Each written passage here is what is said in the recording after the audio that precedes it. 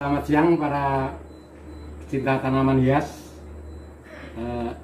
Siapa sih yang tidak kenal dengan aglonema? Saya rasa pecinta tanaman hias pasti tahu tanaman berdaun indah ini.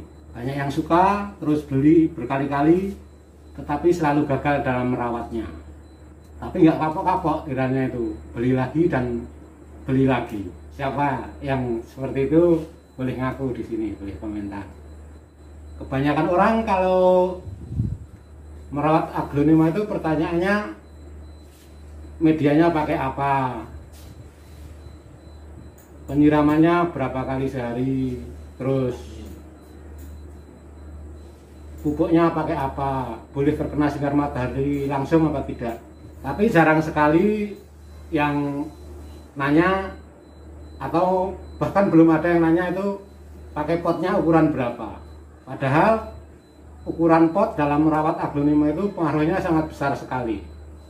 Menurut pengalaman merawat aglonema, hampir semua aglonema yang saya punyai, yang saya tanam pakai pot ukuran diameter 20 cm ke atas, hasilnya akan mati karena layu akar. Yang pakai pot kecil malah berakhir dengan sehat walafiat, bagus-bagus dan cantik-cantik. Dulu saya berpikir bahwa dengan pot yang semakin besar, media tanam yang semakin banyak, nutrisi yang diperlukan oleh aglonema akan semakin tercukupi dan terpenuhi, sehingga bisa tumbuh dan berkembang dengan bagus dan cepat serta sehat. Dan kalau sudah punya anakan, tidak perlu capek-capek atau susah-susah mengganti pot lagi. Ternyata itu salah. Boro-boro punya anak atau menjadi indukan, malah berakhir dengan kematian karena layu atau busuk. Belum punya anak, pohonnya sudah mati duluan. Nah ternyata, ini semakin besar, misalnya kayak gini, semakin besar media potnya, maka media tanamnya akan semakin banyak. Nah ini semakin banyak menyimpan air, semakin banyak menyimpan air. Nah, apalagi kalau yang media tanamnya itu menggumpal atau tidak poros, sehingga akan lebih lama menyimpan air. Inilah yang mengakibatkan akar aglonema menjadi busuk atau menjadi layu akar. Nah untuk ciri-ciri aglonema yang mengalami pembusukan akar, nah jadi seperti ini. Pertamanya ini daun menguning, daun bawah ini ya, terus nanti atasnya menguning lagi, terus nggak muncul daun baru. Nah lama-lama aglonema cuma tinggal 2 atau 3 daun saja. Nah kalau sudah 2 atau 3 tahun saja, nanti lama-lama kalaupun keluar daunnya kecil, jadi lama-lama akan menjadi tinggal kenangan aja. Jadi kenangan terindah tentang aglonemanya itu tinggal kenangan aja. Oke sahabat para pecinta aglonema, kalau misalnya ini terutama yang masih pemula ini, yang sering gagal dalam merawat aglonema, kalau mau mencoba membeli dan merawat lagi, saya sarankan pakai pot yang kecil saja.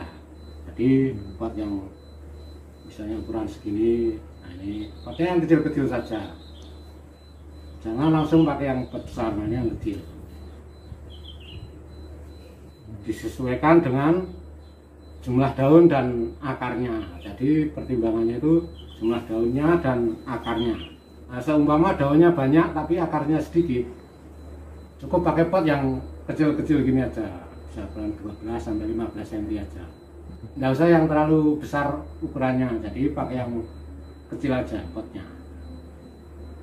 Nah seumpama nanti daunnya sudah rimbun, sudah besar gitu misalnya kan, nanti ini bisa ditaruh di dalam pot yang keramik itu, jadi kayaknya dari luar tuh seperti potnya besar dan view-nya atau kelihatannya itu tambah lebih bagus lagi.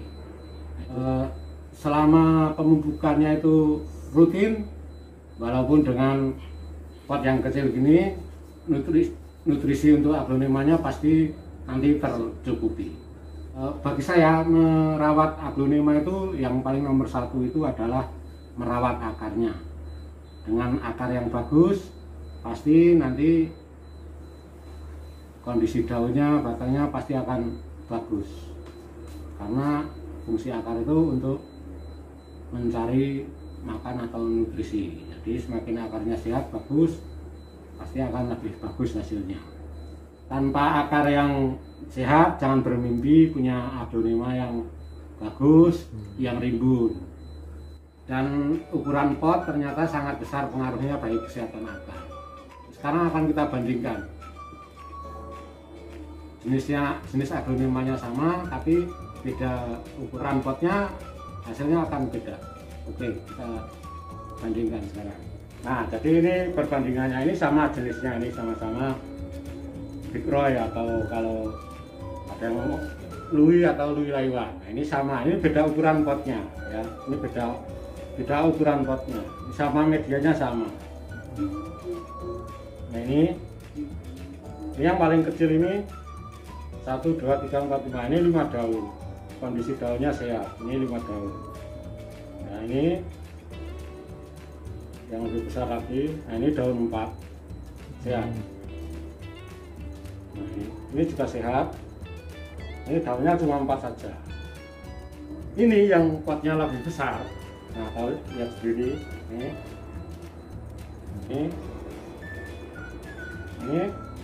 daunnya cuma 2. Nah, ini baru muncul daun. Nah, ini 2 pun ini ukurannya kecil ini. Ini ukurannya kecil. Tidak besar dan lebar seperti ini. Jadi lama-lama, nah ini yang bawah ini. Nah, ini yang bawah ini sudah ini kering layu ini. Makanya ini nanti kalau tidak diselamatkan, ini diganti ukuran potnya, ini bisa jadi ini nanti tinggal kenangan. Ini sebagai contoh dan perbandingan aja. Nah, ini jadi ada 3 pot, beda ukuran. Nah, ini beda kondisinya, beda jumlah daunnya, kesehatannya beda. Ini pakai kecil juga bagus, ini jumlah daunnya makin banyak. Oke, sekarang saya akan kupas satu persatu. Jadi cara merawat aglonema biar sukses dan tidak gagal lagi dan gagal. Nah, ini yang pertama untuk media tanam. Nah, ini pakai skam. Ini skam yang difermentasi. Nah, kalau memang tidak ada, bisa pakai skam aja. Ini untuk standar minimalnya, tapi sudah bagus. Jadi pakai skam. Nah, ini skam aja bagus.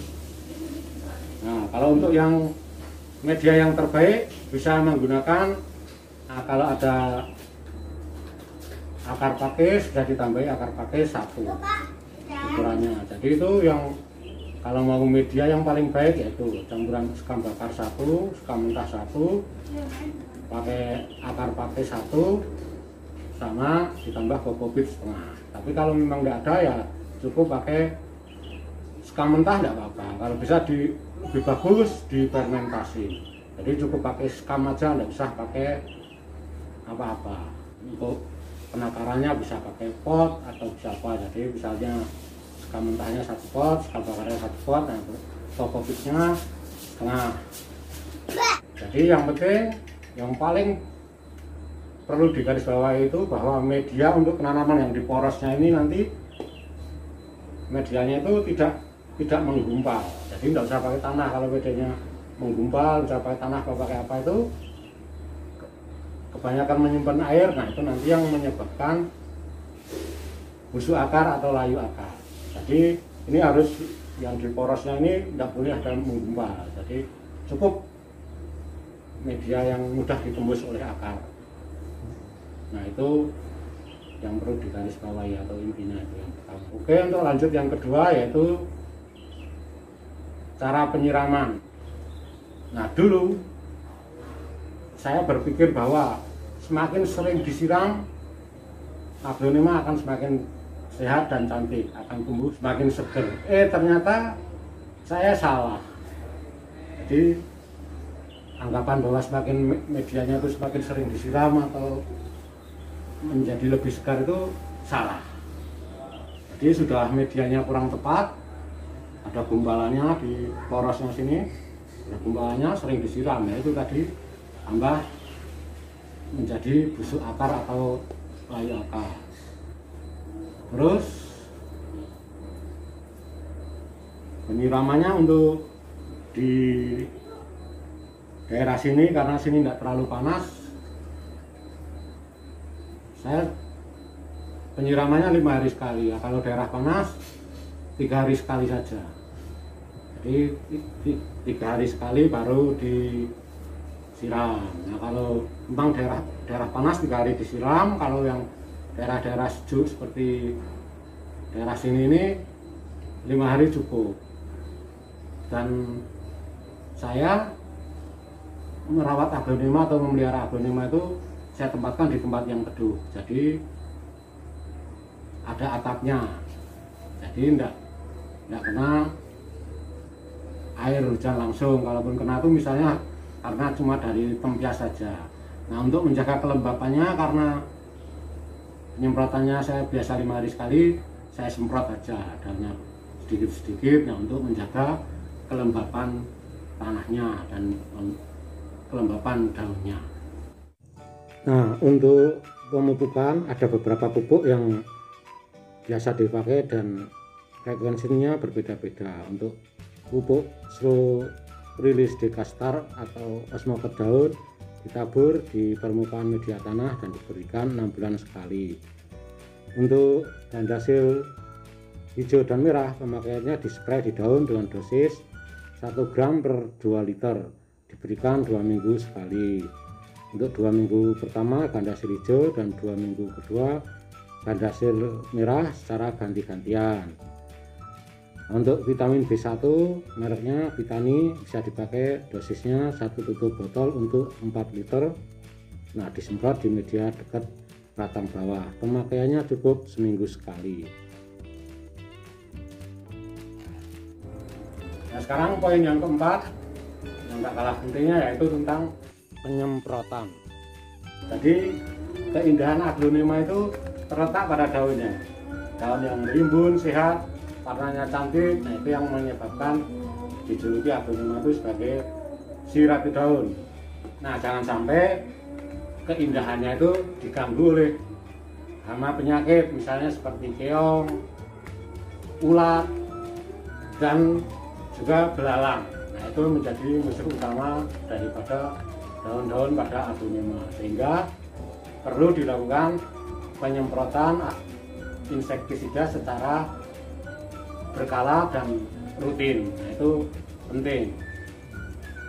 Nah, aglonema juga harus sering kita kontrol, misalnya ada serangan ulat. Nah, kalau ulatnya cuma sedikit atau ada satu kecil, nah kita selesai. Tapi kalau kita ada yang datang bisa banyak dengan rombongan, nah kita harus melakukan penyemprotan pestisida. Jangan sampai aglonema kita diganggu oleh serangan para hewan-hewan yang bisa menyebabkan kerusakan pada daun-daun aglonema.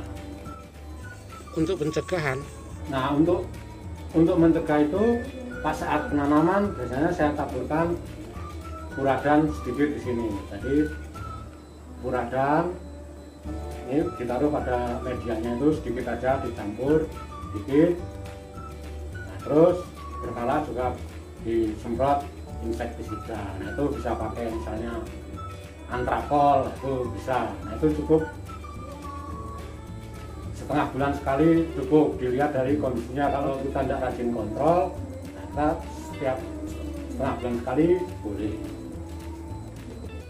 Nah, untuk penyemprotannya biasanya ada pakai 3 merek, jadi jangan pakai misalnya 1 merek antrakol gitu, nanti disemprot dengan yang lain. Tujuannya untuk mencegah itu resisten terhadap insektisida yang kita berikan, jadi ditukar-tukar gitu. Jadi setengah bulan ini kita pakai rapol, nanti setengah bulan lagi pakai apa gitu. Oke, para pecinta tanaman hias, nah inilah cara merawat aglonema menurut saya, ini versi saya. Karena tentu akan banyak versi menurut para pakar-pakar. Seperti kata pepatah itu banyak jalan menuju Roma, jadi banyak cara untuk merawat aglonema. Semoga tidak gagal dan gagal lagi. Mudah-mudahan bermanfaat. Terus tonton video-video saya, kita ketemu di video-video selanjutnya. Salam pecinta tanaman hias.